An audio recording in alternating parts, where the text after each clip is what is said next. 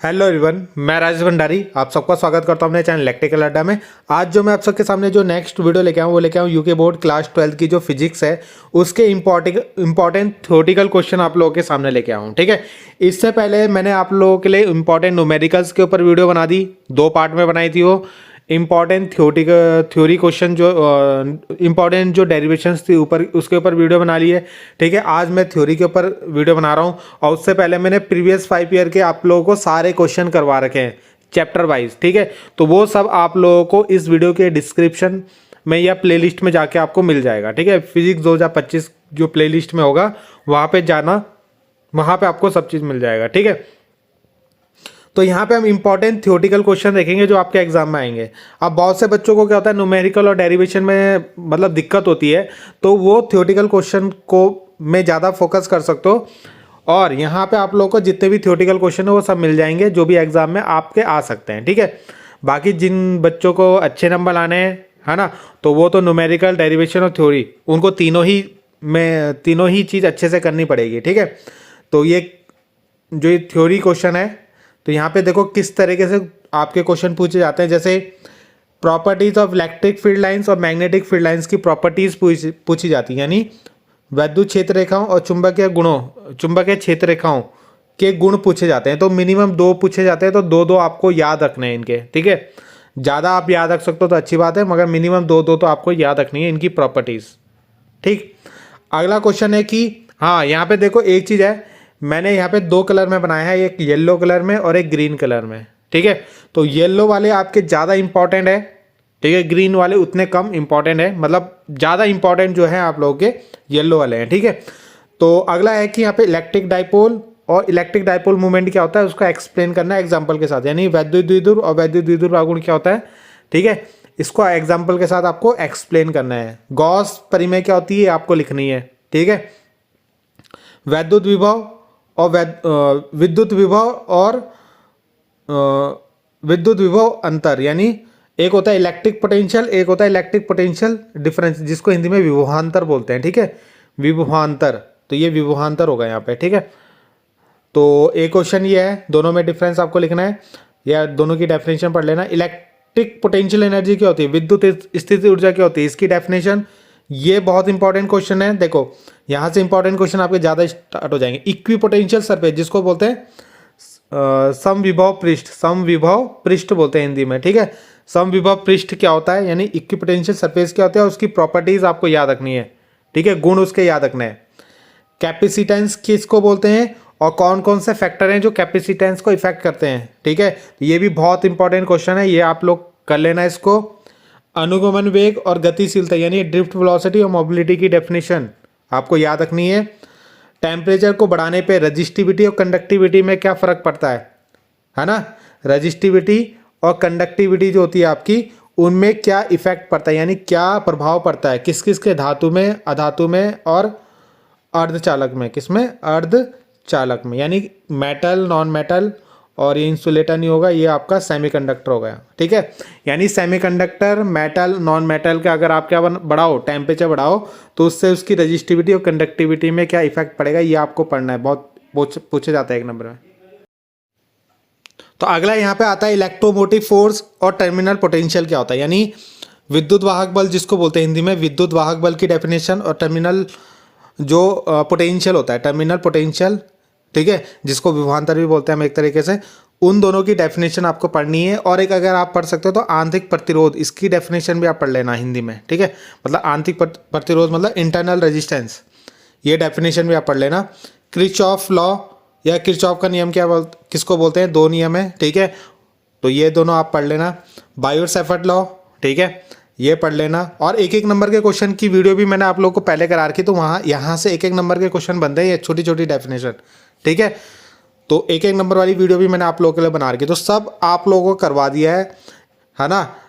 मतलब मैंने अपनी तरफ से जितना भी हो सकता है मैंने सबकी वीडियो आप लोगों के लिए बना रखी है। आप लोगों को बस अब पढ़ना है। ठीक है, एम्पियर सर्किट लॉ क्या होता है, इसकी डेफिनेशन पढ़ लेना। गैल्वेनोमीटर क्या होता है, ठीक है, 1 नंबर में पूछता है।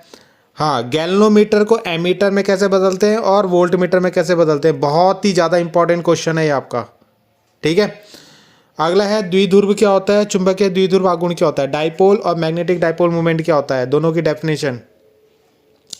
इन तीनों में डिफरेंस आपको पढ़ना है, ठीक है। पैरामैग्नेटिक, डायमैग्नेटिक और फेरोमैग्नेटिक। डोमेन थ्योरी क्या होती है, सबसे ज़्यादा पूछता है इसमें डोमेन थ्योरी, ठीक है। फैराडे के लॉ जो हैं, ठीक है, वो आप लोगों को पढ़ना है। लेंज का नियम किसे बोलते हैं, ठीक है, ये आपको पढ़ना है, इंपॉर्टेंट है ये। सेल्फ इंडक्शन, म्यूचुअल इंडक्शन क्या होता है, स्वप्रेरण और अन्योन्य प्रेरण क्या होता है, इसको अन्योन्य प्रेरण लिखना है हिंदी में, ठीक है। प्रिंसिपल वर्किंग ट्रांसफार्मर की, ठीक है, तो ये आप लोगों को पढ़ना है। फैक्टर अफेक्टिंग म्यूचुअल इंडक्शन, कौन कौन से फैक्टर्स होते हैं जो म्यूचुअल इंडक्शन को क्या करते हैं, प्रभावित करते हैं, ठीक है। डिस्प्लेसमेंट करंट की डेफिनेशन, आरएमएस करंट की, पीक करंट की, इंपिडेंस क्या होता है, ये छोटे छोटे टॉपिक है आपके। ये भी देखो, वाटलेस करंट जिसको वाटहीन धारा बोलते हैं, वाटहीन धारा, ठीक है। इंपिडेंस मतलब प्रतिबाधा, ठीक है। आरएलसी सर्किट पढ़ के जाना है, इसको क्या होता है। रेजोनेंस बहुत ज़्यादा इंपॉर्टेंट है, ये इसके तो ज़्यादा न्यूमेरिकल आते हैं आरएलसी के, ठीक है। रेजोनेंस में आपका प्रूव करने के लिए भी आता है, न्यूमेरिकल भी आता है। इलेक्ट्रोमैग्नेटिक वेव की कैरेक्टरिस्टिक्स क्या होती है, वैद्युत चुंबकीय तरंगे जो होती हैं उनकी गुण क्या होते हैं, इनकी इनकी जितनी भी इलेक्ट्रोमैग्नेटिक वेव्स होती हैं उनके दो दो यूज़ आप जरूर पढ़ के जाना, ठीक है। अगला है टोटल इंटरनल रिफ्लेक्शन क्या होता है, उसकी एप्लीकेशन, जैसे ऑप्टिकल फाइबर में क्या होता है ना, रिफ्लेक्टिंग प्रिज्म, मिराज, इनके अंदर क्या मतलब ऑप्टिकल फाइबर मतलब टोटल इंटरनल रिफ्लेक्शन पे किस तरीके से काम करते हैं, ठीक है। तो टोटल इंटरनल रिफ्लेक्शन जरूर पढ़ के जाना है यहाँ पे। पूर्ण आंतरिक परावर्तन बोलते हैं जिसको, प्रतिबिंब नहीं होगा ये, पूर्ण आंतरिक परावर्तन होगा ये, ठीक है। ये थोड़ा आपका ट्रांसलेट करने में दिक्कत हो जाती है, तो पूर्ण आंतरिक परावर्तन होगा ये। और उसके जो उपयोग हैं कहाँ पे, ऑप्टिकल फाइबर में हो गया, प्रिज्म वाला हो गया, मिराज, ठीक है, जिसको क्या बोलते हैं, मिराज को हिंदी में मरीचिका बोलते हैं, ठीक है, मरीचिका, तो ये पढ़ लेना। माइक्रोस्कोप और टेलीस्कोप, मैग्नीफाइंग पावर होगा, क्या होगा, मैग्नीफाइंग पावर की डेफिनेशन पढ़ लेना, ठीक है, जिसको आवर्धन क्षमता बोलते हैं। तो टेलीस्कोप की और माइक्रोस्कोप की दोनों की आवर्धन क्षमता। वेव फ्रंट किसको बोलते हैं, ठीक है, और कितने टाइप्स का होता है ये पढ़ लेना। हाइगेन्स प्रिंसिपल, ये तो बहुत ही ज़्यादा इंपॉर्टेंट है, तो इसको जरूर पढ़ के जाना। इंटरफेरेंस क्या होता है ना, टाइप्स ऑफ इंटरफेरेंस, जिसके अंदर कंस्ट्रक्टिव और डिस्ट्रक्टिव आप पढ़ के जाओगे, ठीक है, तो ये पढ़ लेना। और मैक्सिमम इंटेंसिटी और मिनिमम इंटेंसिटी का फॉर्मूला कैसे निकालते हैं वो भी आप इसको पढ़ के जाना, ठीक है, कब होती है, ठीक है, किस किस एंगल पे मैक्सिमम होता है, किस किस एंगल पे मिनिमम होता है। हिंदी में बोलते हैं व्यतिकरण, ठीक है, तो कंस्ट्रक्टिव और डिस्ट्रक्टिव, शायद हिंदी में रचनात्मक और विध्वंस व्यतिकरण, ठीक है, देख लेना इसको हिंदी में क्या बोलते हैं। अगला है यंग डबल स्लिट एक्सपेरिमेंट पढ़ के जाना। Condition for interference of light, interference यानी व्यतिकरण की शर्तें क्या है वो पढ़ के जाना है इसके अंदर। दोनों में डिफरेंस पढ़ लेना, एक तो डिफ्रैक्शन है, sorry diffraction in single slit, ये भी पढ़ के जाना, सिंगल स्लिट के थ्रू डिफ्रैक्शन, ये आपका सैंपल पेपर में आया है। और इंटरफेरेंस और डिफ्रैक्शन में क्या है, डिफरेंस यानी व्यतिकरण और विवर्तन, दोनों में अंतर पढ़ के जाना, ठीक है। फोटो इलेक्ट्रिक इफेक्ट क्या होता है, उसके लॉ पढ़ के जाना, यानी प्रकाश विद्युत प्रभाव क्या होता है उसके नियम पढ़ के जाना आप लोग। और photo electric effect bye Einstein और आइंस्टीन इक्वेशन पढ़ के जाना। आइंस्टीन और आइंस्टीन के द्वारा फोटो इलेक्ट्रिक इफेक्ट कैसे उसने एक्सप्लेन किया और उसकी समीकरण पढ़ के जाना। Effect of intensity and frequency on photo electric effect, यानी आवृत्ति और तीव्रता का फोटो इलेक्ट्रिक इफेक्ट यानी प्रकाश विद्युत प्रभाव पे क्या इफेक्ट पड़ता है वो पढ़ के जाना। डी ब्रोगली की परिकल्पना पढ़ के जाना। रदरफोर्ड का एक्सपेरिमेंट पढ़ के जाना, ठीक है। बोर एटम, हाइड्रोजन स्पेक्ट्रम, ठीक है, तो ये जो मैंने येलो कलर में लिखे हुए वो ज़्यादा इंपॉर्टेंट है आपका।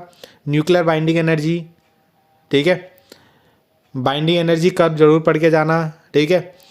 और न्यूक्लियर फ्यूजन और अनकंट्रोल चेन, मतलब जो कंट्रोल और अनकंट्रोल चेन रिएक्शन जो होती है वो दोनों पढ़ के जाना, नियंत्रित और अनियंत्रित, ठीक है। ये बैंड एनर्जी डायग्राम पढ़ के जाना। पी टाइप एन टाइप पढ़ के जाना, ठीक है। इंट्रिंसिक और एक्सट्रिंसिक सेमीकंडक्टर क्या होता है, जिसको बोलते हैं निज बोलते हैं इसको, इंट्रिंसिक वाले का, ठीक है। निज अर्धचालक और बाह्य अर्धचालक पढ़ के जाना। फॉरवर्ड और रिवर्स बाइसिंग पढ़ के जाना। वीआई कैरेक्टरिस्टिक्स पढ़ के जाना। रेक्टिफायर, फुल वेव और हाफ वेव दोनों पढ़ के जाना, ठीक है। क्वेश्चन आपको यहाँ पे टोटल 55 दिख रहे होंगे। इसमें से बहुत से क्वेश्चन ऐसे हैं जो एक एक नंबर, छोटे छोटे क्वेश्चन भी हैं इसके अंदर, ठीक है। तो वो है, बाकी बहुत सारे जो है मैंने जो ग्रीन कलर में रखे हैं उनको आप जिनको मतलब ज़्यादा इंपॉर्टेंट पढ़ने हैं तो वो येलो कलर के जो है उनको जरूर पढ़ लेना, ठीक है। तो बस इतना ही था इस वीडियो में। इतने क्वेश्चन आप लोग जरूर कर लेना, ठीक है। बाकी कुछ भी आपको ज़रूरत है तो कमेंट आप लोग कर सकते हो, ठीक है। तो मिलते हैं नेक्स्ट वीडियो में। Thank you.